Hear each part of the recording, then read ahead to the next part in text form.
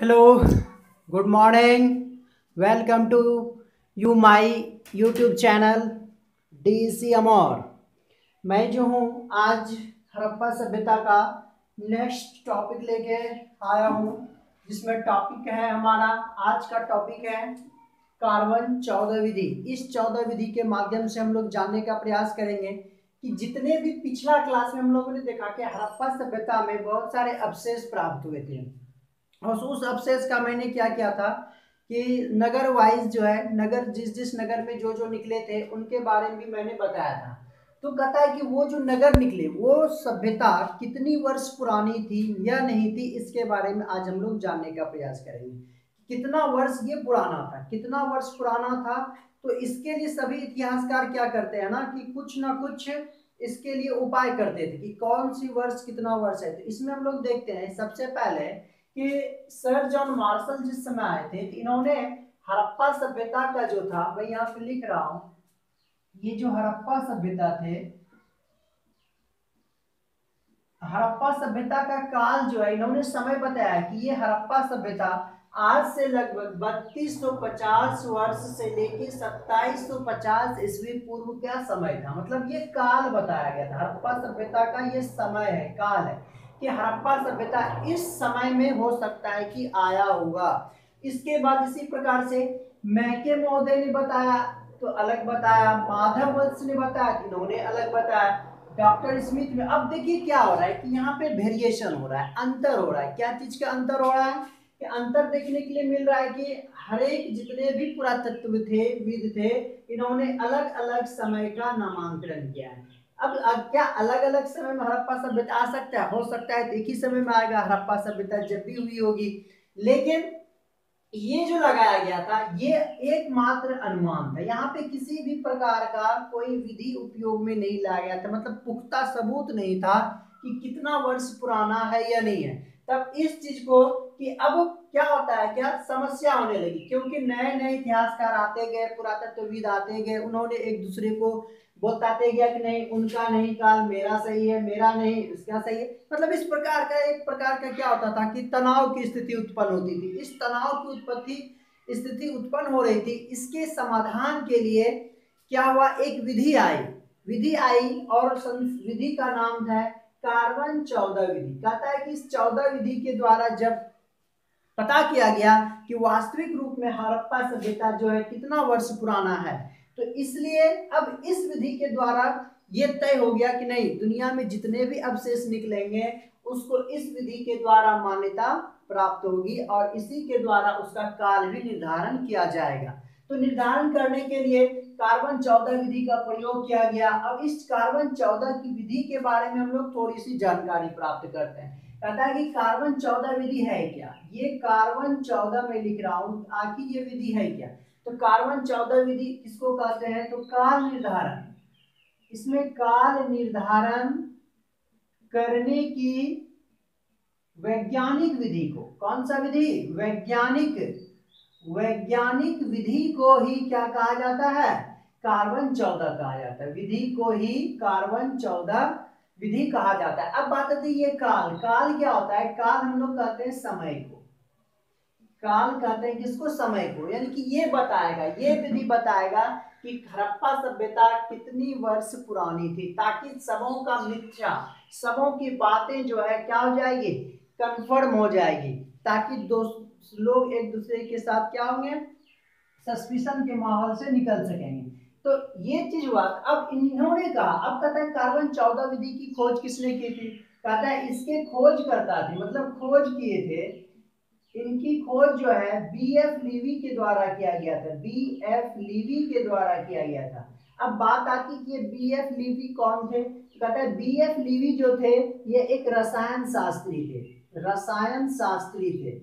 और ये रसायन शास्त्री कहाँ के रसायन शास्त्री थे, तो अमेरिका के रसायन शास्त्री थे, ये अमेरिका के रसायन शास्त्री थे। तो देखिए बीएफ लीवी एक रसायन शास्त्री थे, कहाँ के थे, ये अमेरिका के थे। इन्होंने बताया, क्या बताया, एक खोज किया कि मैंने क्या किया है, 1946 ईस्वी में खोज कर लिया। किसकी खोज कर ली, कार्बन 14 विधि की खोज कर ली है।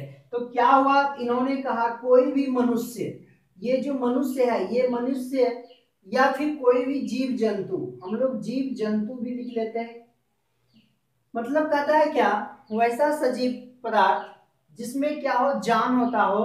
तो इन लोगों में क्या होता है कि दो प्रकार के तत्व पाए गए, एक तत्व दो तत्व, यहाँ पे मैं लिख रहा हूं तत्व, इधर भी तत्व। एक बताया गया कार्बन 12 और एक जो बताया गया कार्बन 14। कहता है क्या, कार्बन 12 और कार्बन 14 किसी भी जीवित में, यहाँ पे मैं लिख सकता हूं जीवित, जब कोई भी मनुष्य जीवित रहता है या फिर कोई भी जंतु, कोई भी पौधा, पेड़ पौधा भी, चलिए पेड़ पौधा भी है, ये भी सजीव में आता है, तो कोई भी जीव जंतु या फिर पेड़ पौधा जब जीवित अवस्था में रहता है तो उसमें दो प्रकार के तत्व पाए जाते हैं, एक कार्बन 12 पाया जाता है और एक कार्बन 14 पाया जाता है। अब ये कार्बन 12 और 14 किस प्रकार से कार्य करता है, कहता है कि जिस समय कार्बन 12 जीवित अवस्था में तो दोनों मौजूद है, दोनों क्रियाशील है, लेकिन अगर मृत्यु हो जाती, अब हम लोग मृत्यु के बाद आते हैं, अगर किसी भी इन चीजों की, ये जो हम लोग मैंने लिखा है, इसकी क्या हो जाती है, मृत्यु हो जाती है किसी भी मनुष्य की, तो मनुष्य की अगर मृत्यु हो जाती है, मृत्यु अवस्था में, मनुष्य की मृत्यु अवस्था,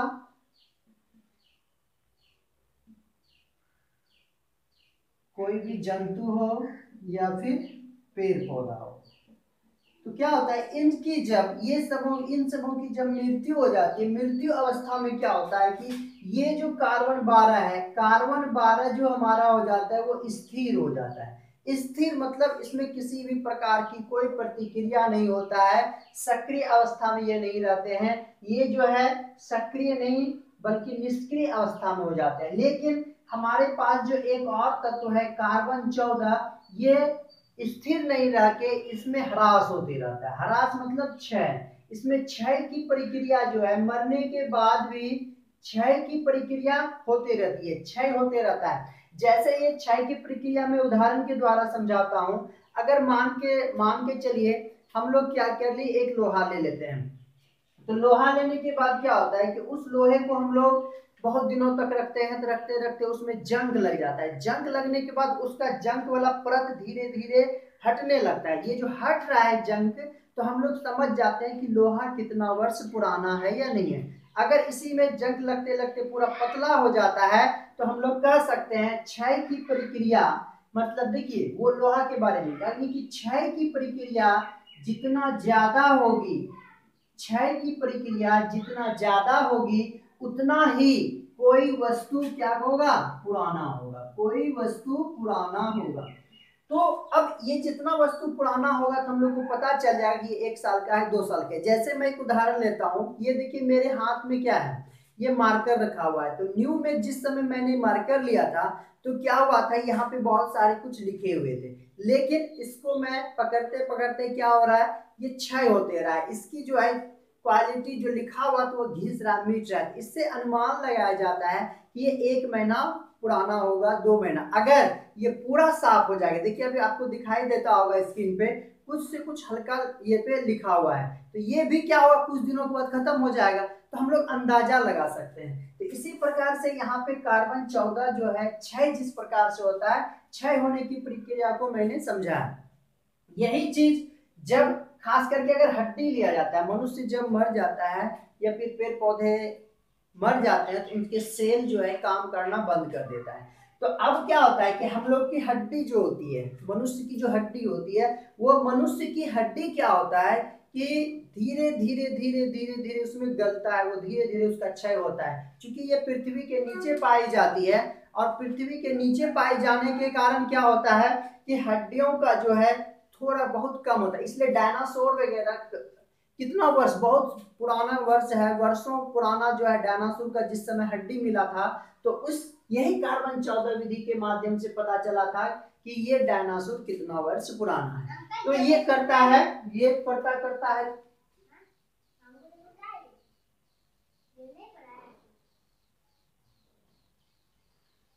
तो देखिए चलिए अब क्या होता है कि यहाँ पे क्या हो रहा है, तो ये कार्बन 14 विधि बताता है कि कौन सी वस्तु कितनी पुरानी। तो इस माध्यम से जब कार्बन 14 विधि की क्या हुई, खोज हो चुकी थी। अब बात आई कि चलिए ऐसा करते हैं, अब आप लोगों ने ये जो सर जॉन मार्शल ने इतना निकाला, इतना निकाला, इतना निकाला, इतना, तो अब कार्बन 14 विधि से हम लोग क्या करेंगे, निकालने का प्रयास करेंगे हड़प्पा सभ्यता का समय काल क्या था या पुराना था। तो इससे जब पता चलता है, तब जब कार्बन 14 विधि का प्रयोग किया गया तो कार्बन 14 विधि से हमारा निकला 2500 ईस्वी से लेके 1750 ईस्वी पूर्व। अब देखिए ये चीज डॉक्टर व्हीलर का भी निकला हुआ है, यानी कि डॉक्टर व्हीलर ने निकाल दिए थे ये 2500 से 1750 ईस्वी पूर्व। तो आगे चल के जब कार्बन 14 के माध्यम से भी यही निकाला गया तो लगभग कहा गया कि सबों ने माना कि वास्तविक रूप से जो है हड़प्पा सभ्यता का जो वास्तविक काल है, वास्तविक समय है, वो कितना है, 2500 से 1750 ईस्वी पूर्व था। तो कार्बन 14 विधि क्या बताता है हमको कि ये जो तत्व हैं, ये तत्व के माध्यम से ही हम लोग किसी का समय काल निकाल सकते हैं, यानी कि समय को निर्धारित करने के लिए कार्बन 14 बहुत ही महत्वपूर्ण भूमिका निभाती है। अब जो है नेक्स्ट हम लोग देखते हैं, अब इसी में ये जो क्षय प्रक्रिया हो रही है, कार्बन 14 की जो क्षय हो रही है, तो ये जो क्षय होने की प्रक्रिया है, ये क्षय होने की प्रक्रिया कहलाता है रेडियोधर्मिता। रेडियोधर्मिता के नाम से इसको जाना जाता है। ये जो क्षय होता है, क्षय जो प्रक्रिया हो रही है, इसको हम लोग रेडियोधर्मिता भी कहते हैं।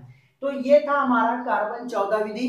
चलिए नेक्स्ट आज हम लोग हड़प्पा सभ्यता का मोस्ट इंपॉर्टेंट है, ये मोस्ट इंपॉर्टेंट टॉपिक है हमारा, एक ये था और एक हम लोग अभी देखेंगे नगर योजना, क्योंकि हड़प्पा सभ्यता कहा जाता है नगरीय सभ्यता थी।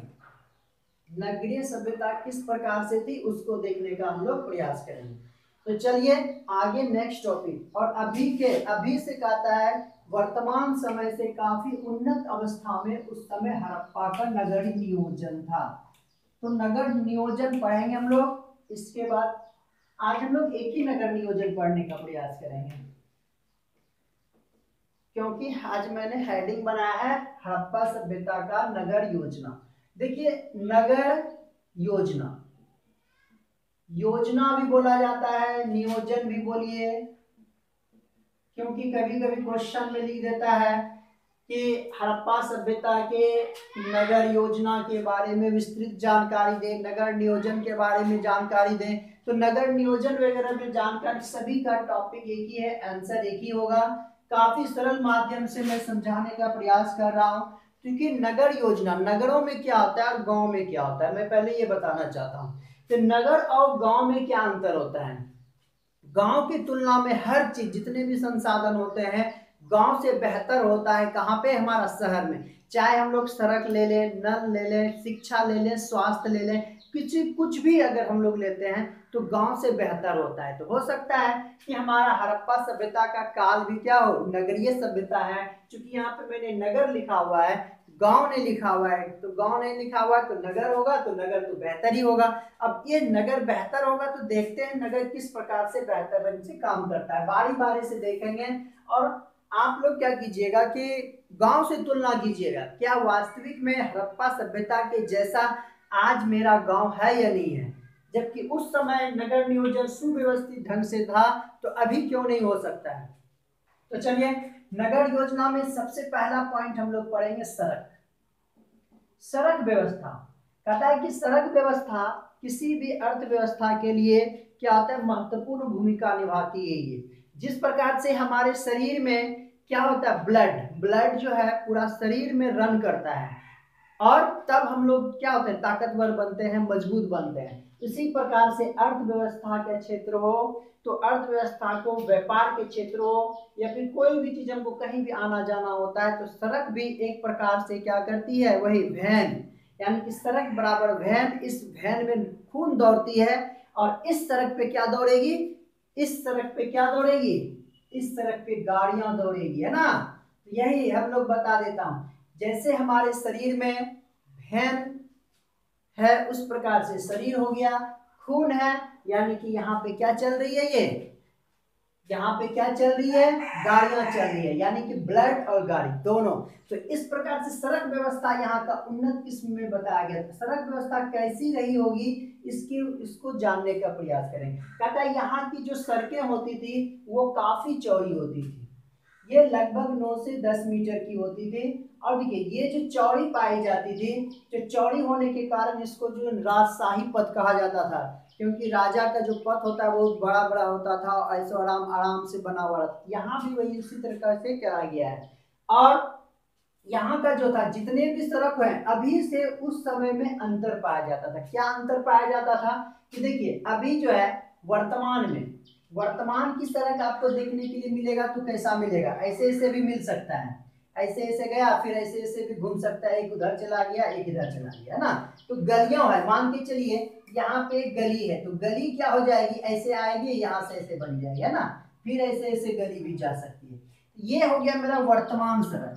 यहाँ पे वर्तमान सड़क आपको इस प्रकार की मिल जाएगी, वर्तमान सड़क। लेकिन हड़प्पा सभ्यता में इस टाइप का सड़क नहीं मिला है। अभी तक जितने भी पुरातत्वविद हुए थे इस प्रकार की सड़क नहीं मिली हुई है। तो यहाँ किसे मिली हुई है, देखिए ऐसे सड़क जाती है, अगर इधर आना है तो यहाँ पे देखिए ये जो भाग है, ये भाग आपको क्या दिखाई दे रहा है, ये भाग मैं ब्लैक से डिनोट कर रहा हूँ। ये भाग देख रहे हैं आप, यहाँ से इधर कट रही है, यहाँ से इधर कट रही है, यानी कि हम लोग कह सकते हैं ये भाग 90 डिग्री का कोण बनाती है, यानी कि समकोण। हर एक जितना भी यहाँ पे था सारा समकोण पे काटती हुई सड़क आपको मिलेगी, कहाँ पे, हड़प्पा सभ्यता में। फिर अगर इस साइड जाना है तो यहाँ पे भी इस प्रकार से बनी हुई थी, यानी कि अब देख सकते हैं आप यहाँ पे कितना डिग्री का बना हुआ है एंगल, यहाँ पे भी आपको 90 डिग्री का मिल जाएगा। अगर गांव की बात आती है, चलिए यहाँ पे अगर हम लोगों की गांव है किसी भी तरह का, तो ये जो गांव होती थी यहाँ पे भी जब इधर मुड़ेगा ये भी आपका 90 डिग्री होगा। यानी कि कहा जाता है कि आपको कहीं पे भी सड़क मिलता था हड़प्पा सभ्यता में तो क्या है, एक दूसरे को हमेशा छोटे बड़े जितने भी सड़क होते थे गांव गलियों के सब के सब 90 डिग्री पे क्या होता था, प्राप्त होता था। इसलिए अधिकतर नगर, देखिए इसलिए मैं बता रहा हूँ कि अधिकतर नगर, मान के चलिए यहाँ से यहाँ तक क्या हो गया, एक नगर है, तो ये जो नगर है जब इस प्रकार की समकोण में काटती थी तो अधिकतर नगर जो है आयताकार दिखाई देता था। अधिकतर नगर जो है हमारा आयताकार दिखाई देता था। नगर कैसा दिखाई देता था, आयताकार। जबकि पूरी सभ्यता को लिया जाए तो वो त्रिभुजाकार आती है, लेकिन नगर की बात आते हैं तो नगर जो है कैसा, आयताकार होता था ये। अब बात आती है, चलिए और सुविधा पूर्वक करने के लिए ये जो हमारे पास रोड बनी हुई है ये क्या है, रोड है। चलिए रोड बना रहे हैं। अब अभी हम लोग जब अभी के तुलना में क्या होता है कि जब हम लोग सड़क बनाते हैं सड़क के किनारे ही सब्जियों मंडी होती है। ये सड़क पे वर्तमान में देखिए यहाँ पे वर्तमान सड़क में मैं लिख रहा हूँ, अगर सब्जी मंडी बनाना होता था तो रोड के किनारे ही लोग लगा देते हैं, दोनों साइड में लगा देते हैं, कितने बुड़बक वाली बात है। और लेकिन इस समय क्या होता था कि सड़क के किनारे ये चबूतरा होता था, चबूतरा होता था। इसी चबूतरे पे जितने भी सब्जी वाले होते थे, व्यापार व्यापार वगैरह करते थे, सारा इस चबूतरे पे, ये क्या था, एक चबूतरा था सड़क के किनारे हुआ करता था। इसी चबूतरे पे ये लोग क्या करते थे, क्रय विक्रय का काम करते थे। तो क्रय विक्रय का काम अगर कर रहे हैं तो कितना सुविधा है, बीच से जो ये गाड़ियां जाएगी इधर से तो गाड़ियां तो आराम से चली जाएगी, किसी प्रकार की कोई दिक्कत नहीं होगी। तो ये सुविधा काफी अच्छा होता था अभी के तुलना में। तो चबूतरा बना इसलिए इसको राजपथ का नाम भी दर्जा गया। अब दूसरी बात क्या होता है, हमारे में बहुत कम जगह क्या होता है कि बीच बीच में मेन हॉल होता है, मतलब नाला होता है। यहाँ पे क्या होता था कि नाले का भी सुव्यवस्थित ढंग से व्यवस्था की गई थी और नाला का जो प्रयोग किया गया था तो यहाँ पे बीच बीच में इन लोगों ने क्या किया था, मेन हॉल बना दिया गया था। जैसे यहाँ पे है नाला तो यहाँ पे मेन हॉल बना दिया गया था। मेन हॉल कहा जाता है छिद्र, छोटा सा छिद्र होता था। इसी छिद्र के माध्यम से अगर किसी प्रकार की गंदगी फंस जाती थी तो पानी निकलने का सुविधा होता था। तो ये जो हमारा सड़क व्यवस्था होता था कहाँ पे, हड़प्पा सभ्यता का काफी इंपॉर्टेंट था महत्वपूर्ण भूमिका निभाई थी। किसने? सड़क ने। सड़क होना बहुत ही जरूरी होता है, बहुत ही अच्छा होता है। और ये मैं बता देना चाहता हूँ कि यहाँ की जो सड़कें होती थी एक अंतर होता था। सड़क जो होती थी वो मिट्टी की बनी होती थी। मैं यहाँ पे लिख देता हूँ, सड़क जो हमारा होता था मिट्टी का बना होता था, काफी साफ सुथरा होता था, किसी प्रकार की कोई समस्या नहीं होती थी, क्योंकि इसको रख रखाव के लिए हमेशा जो है साफ सफाई भी कराई जाती थी। यानी कि हम लोग कह सकते हैं सड़क की साफ सफाई की भी व्यवस्था उत्तम क्वालिटी की थी। मतलब सब कुछ साफ सुथरा होता था, स्वच्छ होता था, कहीं भी किसी भी प्रकार का दिक्कत नहीं होता था। अब देखिए, चूंकि ये मार्केट बना हुआ है, मार्केट बना हुआ है तो क्या होता है कि इसमें कचरा तो होगा इस तरह के में, तो कचरा में अभी भी नगर में क्या होता है कि कूड़ा करकट रखने के लिए गड्ढा खोद दिया जाता था, और उसी गड्ढे में क्या होता था, जितना भी कचरा वगैरह होता था सबको तो उसी में डाला जाता। तो अंतराल पे मेन हॉल भी रहता था, और क्या होता था साइड साइड में आपको गड्ढे भी मिल जाते थे। अब इस गड्ढे के माध्यम से क्या होता था, यहाँ पे पूरा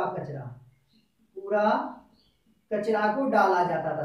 जगह जगह पे मिलेगा, यहाँ पे मिल जाएगा, फिर यहाँ पे आपको मिल जाएगा, यहाँ पे मिल जाएगा। मतलब आपको जो है क्या, कहीं भी किसी भी प्रकार की सड़क पे कोई दिक्कत नहीं आती थी। तो ये जो था हमारा क्या होता था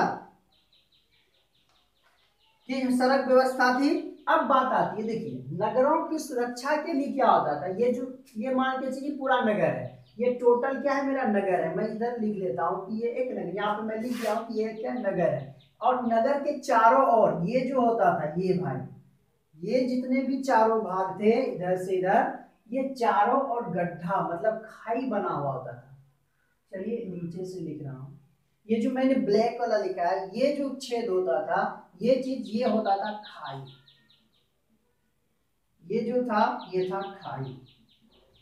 क्यों खाई बना दिया गया था? ताकि नगरों को सही ढंग से सुरक्षित रख सके, सही ढंग से सुरक्षित बना सके हम लोग। चलिए आज हम लोग यहीं तक रखते हैं। ये था सड़क व्यवस्था नगर नियोजन का। कल नेक्स्ट हम लोग नगर नियोजन पढ़ेंगे, और आप लोग जो है ध्यान पूर्वक इसको सुने, देखें। धन्यवाद।